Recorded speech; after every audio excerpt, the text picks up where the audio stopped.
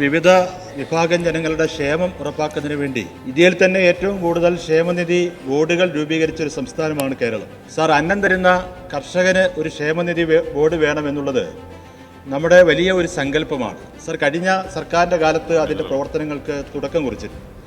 Sir, അത് യാഥാർത്ഥ്യമാക്കാൻ നമുക്കിതുവരെ കഴിഞ്ഞിട്ടില്ല. സാർ, കർഷകർക്ക് ഒരു ക്ഷേമനിധി ബോർഡ് യാഥാർത്ഥ്യമാകണം. അത് യാഥാർത്ഥ്യമാകുന്നതിന് വേണ്ടി അടിയന്തരമായിട്ടുള്ള നടപടികൾ സ്വീകരിക്കും. കർഷക ക്ഷേമനിധി ബോർഡ് യാഥാർത്ഥ്യമായിട്ടുണ്ട്. അംഗങ്ങളെ രജിസ്റ്റർ ചെയ്യിക്കുന്ന നടപടികളിലേക്കും ഏർപ്പെട്ടു.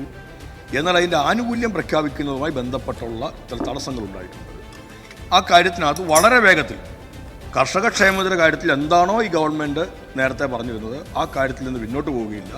കർഷക ക്ഷേമനിധി ബന്ധപ്പെട്ട കർഷകർക്ക്, യോഗ്യരായ കർഷകർക്ക്, അതിൽ ക്ഷേമനിധി അംഗങ്ങളാകുന്ന കർഷകർക്ക് നൽകുന്ന ആനുകൂല്യങ്ങൾ നേരത്തെ പ്രഖ്യാപിച്ചതിന് പ്രകാരം തന്നെ മുമ്പോട്ട് പോകാനാണ് സർക്കാർ ആലോചിച്ചിരിക്കുന്നത്. ആ കാര്യം ഫലപ്രദമായി നടപ്പിലാക്കുകയും ഒരു കാലതാമസം ഉണ്ടായിട്ടുണ്ട് എന്ന കാര്യം അംഗീകരിക്കുന്നു. ആ കാര്യങ്ങൾ കൂടി പരിഗണിച്ചുകൊണ്ട് കാലതാമസം ഉണ്ടായത് ആനുകൂല്യങ്ങൾ പ്രഖ്യാപിക്കുന്നതും ബന്ധപ്പെട്ട കാര്യത്തിലാണ്. രജിസ്ട്രേഷൻ നടപടികളിലേക്ക് ഇപ്പോൾ തന്നെ കടന്നിട്ടുണ്ട്. എന്നാൽ വളരെ വേഗത്തിൽ തന്നെ ആനുകൂല്യങ്ങളുടെ പ്രഖ്യാപനവും ഉണ്ടായി ഫലപ്രദമായി പ്രവർത്തിക്കുന്ന ഒരു സംവിധാനമാക്കി അതിനെ മാറ്റുന്നതായിരിക്കും.